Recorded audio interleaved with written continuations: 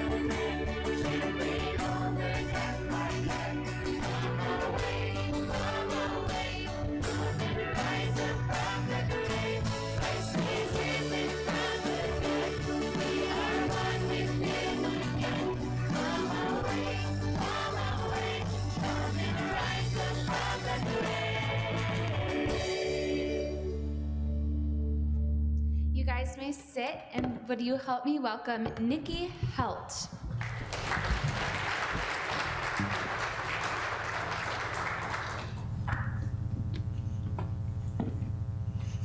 Good morning. It's good to be here. It's kind of weird walking back into the space again.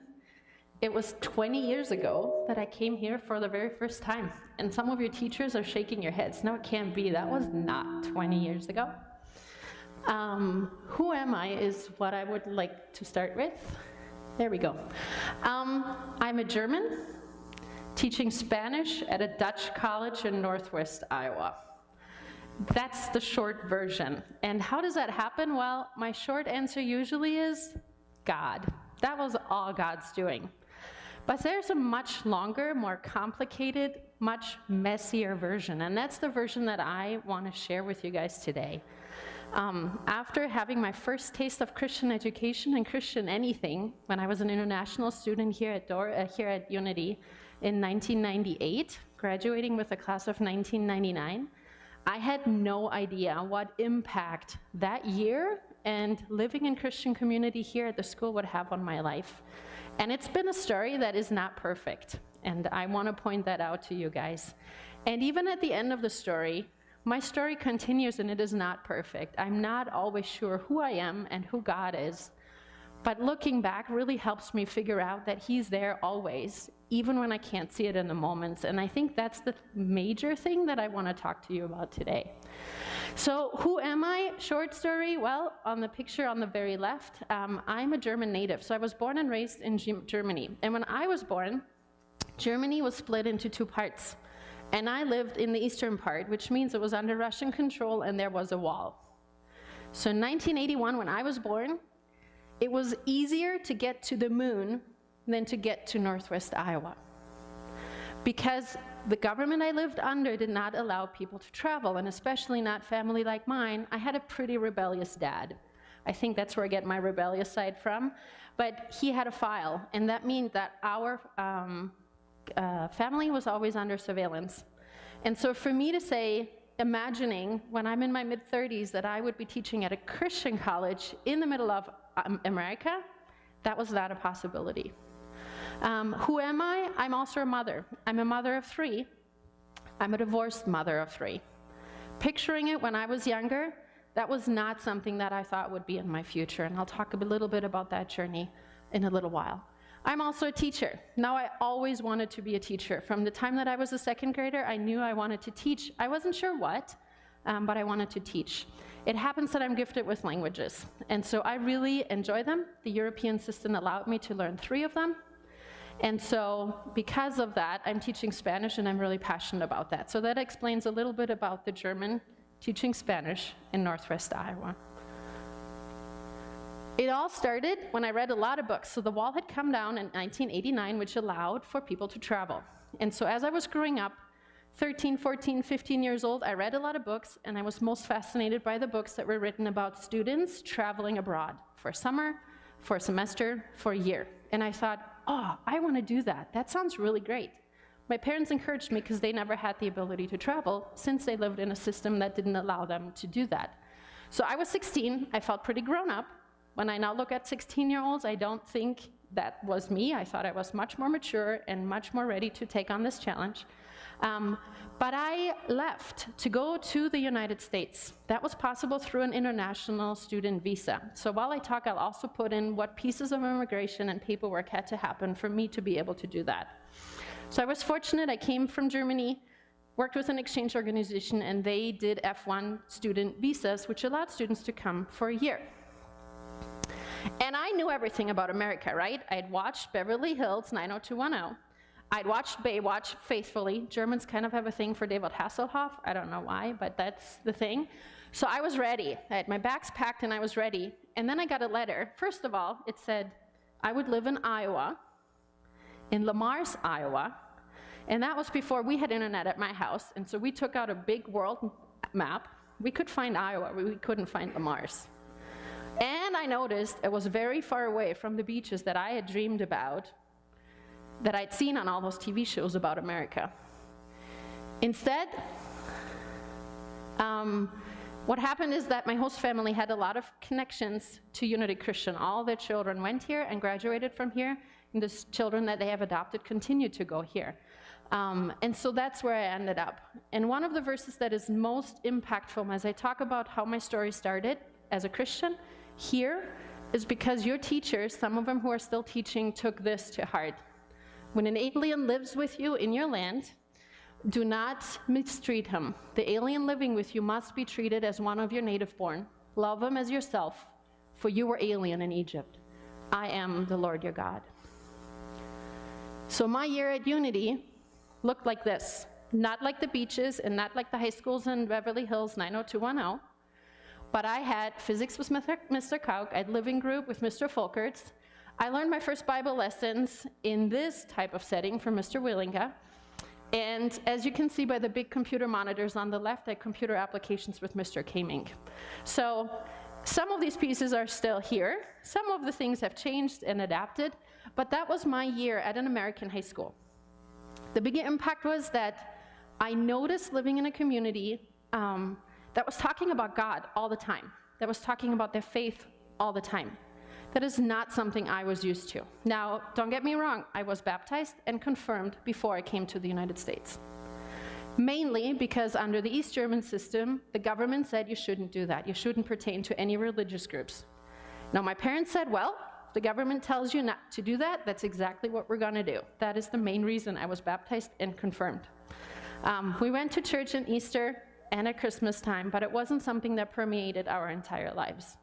The year here at Unity laid the foundation for me to work on a personal relationship with Jesus. And that year, as many years as passed after that, I always come back to that the conversations I had here, the care and the love that I received from people that didn't have to take care of me because I was the stranger, they did that, and that changed what happened. In the fall semester of that year, I adapted to the language, I adapted to living in American society. I figured out that you shouldn't say cookie duff Sunday when you go to Dairy Queen, but that it's cookie dough, so we learned a lot of those things. But I also absorbed more and more of the peace and the faith that came from people living in community. In the spring semester of that year, I met someone, and we started dating, and I had a prom date. And so my life was coming together, and I felt pretty good about this. I had turned 17, I was really getting to know more of the Christian aspect of what it meant, and I was dating. This is great, except for my student visa expired at the end of the school year and I had to go home. And I was really conflicted about that. What does that mean? How do I do that without the Christian community around me? So for 2 years when I went home, I had a long-distance relationship, and I lived in a huge tension that I still feel to this day at times. I went back to Germany to finish my high school degree. We had 2 more years to do before I could start university. I dated long distance, so anytime I would fly to Iowa, the place that I never thought I'd end up for a long time. And I was trying to figure out, so who am I as a Christian when I'm not in Christian community? It was great when I was here and I was able to attend church services, and when I was home, I had a hard time communicating with my family members, what that meant for me, and finding renewed strength in that faith. It was at baby steps, but I didn't have the support at home. So I thought, well, I want to know what that is. I know I want to be a teacher. I know I'm excited about languages, and the impact the Christian teachers had in my life is so important that I want to teach like them. I want to become like them. So I need to go to a training school that teaches me how to do that. And so I applied at Dordt. In the meantime, the long-distance relationship had taken a toll. My parents telling me that I couldn't move away forever, not that they could forbid it for me, but pleading with me and telling me, think of your nieces and nephews that are going to be born. You're going to be a world away. Think of us as we're aging and not being able to visit or help with that. And so because of all these reasons, that tension, the relationship could not survive that. And so I said, well, okay, I still want to know how to be a Christian teacher, so I'm committed to go to Dordt. I will do that, even though that relationship was broken. And then I'll come back to Germany, because I'm sure that I'll have enough of a base that I can continue living a Christian life that way. At Dort, I had a wonderful time. There's a huge international community, and I learned a lot. I joined Bible groups and Bible studies. I enjoyed being taught by Christian teachers. And that faith that had been planted at Unity during that first year grew. I still was making wrong choices. I still looked for affirmation in other things than just in the love of Christ. But that was a tension that also was there. Everybody else seemed to have their life figured out. Everybody knew what they were going to do in the future. Nobody showed, or very few people showed doubt in their faith. And so while I was accepted and not treated like an alien, but treated with love as one of their own, I always felt like the outsider. And that part was very difficult, because emotionally I put all my trust in all the things I was accomplishing in my studies and the relationships I was in, but I wasn't fully, it's more like I was not faking to be a Christian because I really wanted to be, but I didn't feel the peace that some people seem to feel with all of that. My solution, well, I found Mr. Perfect. You go to a Christian college, everybody else finds their perfect spouse. I found my perfect spouse. He didn't attend Dort, but he was a Christian, and I thought, okay, I've made peace with the fact that maybe I can fly back and forth. Flights are getting cheaper, this global world is getting easier to do. Maybe I can handle living in Iowa. Again, not something that I had set out to do, but maybe something that I could entertain. I got an F1 visa again as a student for the college, and then after I graduated from college, we figured, well, I can at least get an OPT, which is an optional practical training visa. I can stay for 1 more year. I had met Mr. Perfect my senior year. It was too early to get married, and so we had a year to kind of figure out where things were at. My parents were not excited. My nieces and nephews missed me. And when I visited at home or spent summers at home during the school year, I felt that tension again. Who am I when I'm in community with Christians? And who am I when I'm at home living the German life, trying to be the German daughter everybody else needed me to be? So there was cultural tension, but my faith tension continued to happen during that year. We decided to get married at the end of that first year of my OPT, of the one visa that I could get as a student after I graduated, and then the green card process started. I was excited. We could choose to live in the States. My husband actually had taken German classes, so I'm like, okay, so maybe we'll live in Germany at some time, this will all figure out. I'm marrying a good Christian guy, he comes from a good Christian family. I'm sure that life will just be easy from here on out. Green card application is a pretty complicated process, so when some people think you marry a US citizen and then you're done, I just want to warn you that is not the case. There's a lot of paperwork involved, there's a lot of steps that you have to prove. Affidavits from people that have seen you as a couple, vaccination records, lots of different things, and lots of interviews. So my immigration status got approved after the marriage. It was a long time. And then we went to Germany for a year. The last part of that, this is what an actual green card looks like. This was the last one I had. First it's a 2-year process, and then it's a 10-year process. Then you can continue renewing that, or you become a citizen. That's up to you at that point. My grandma got very sick in the beginning of our marriage while this green card process was going on. And so I thought, okay, perfect opportunity. We're gonna go home in this kind of quotes, because home at this point, I was the German here, I'm still the German here, and I'm the American at home. So this idea of home for me is a very different type of idea. While being newlyweds and pregnant with our first child, I was really excited to do all of this, and yet this doubt of what is true faith still kept bugging me. Am I really enough? Am I doing all the things I'm supposed to be doing as a Christian? Why do I feel so alone? Why is my spouse not fulfilling that void that I feel all the time? And so the marriage, after 3 children who are both dual, or all 3 dual citizens, in the years that we built our marriage, at some point could not handle the tension. My spouse retreated into video games, and I retreated into doing more and more. I took on more programs, I took on more doctors, I tried to study more and make up for all of that. And as you probably know, that doesn't always work. And so for us, and for me, the end of that was the end of the relationship, a divorce 2 years ago. That was a long drawn-out process, but not an ugly one. What I want to leave you with today is that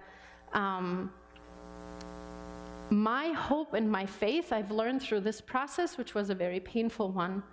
I can have a lot of heart knowledge and I can continue working on that, the head knowledge and the learning more, but I am not in control. God is in control. So while I thought I knew what a Christian life looked like after the examples that I'd seen when I was an exchange student, each person's journey is different in that. And the trust that you need to build and the faith that you need to build is something that you can only do one-on-one. And God often puts you in situations where you have to give up control and where you know that, Father, I just can't do it anymore. When out of that destruction comes complete regrowth. Now, the end of my story, this picture was taken 6 months after we told our children that we would get a divorce.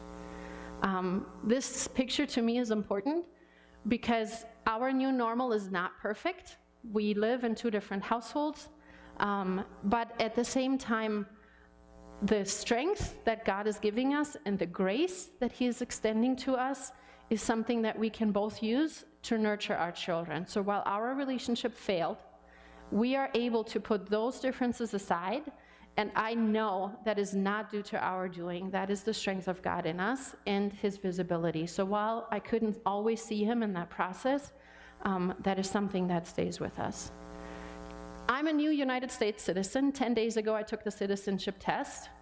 And this process specifically over the last 20 years, as I looked at it from going from a F1 visa to becoming a full-fledged citizen, to me, strengthened the fact that yes, I'm a citizen of Germany, and I'm a citizen of the United States, but more importantly, I'm a citizen of the Kingdom of Heaven, and I am forever grateful that that foundation was laid for me here, my first year. Thank you.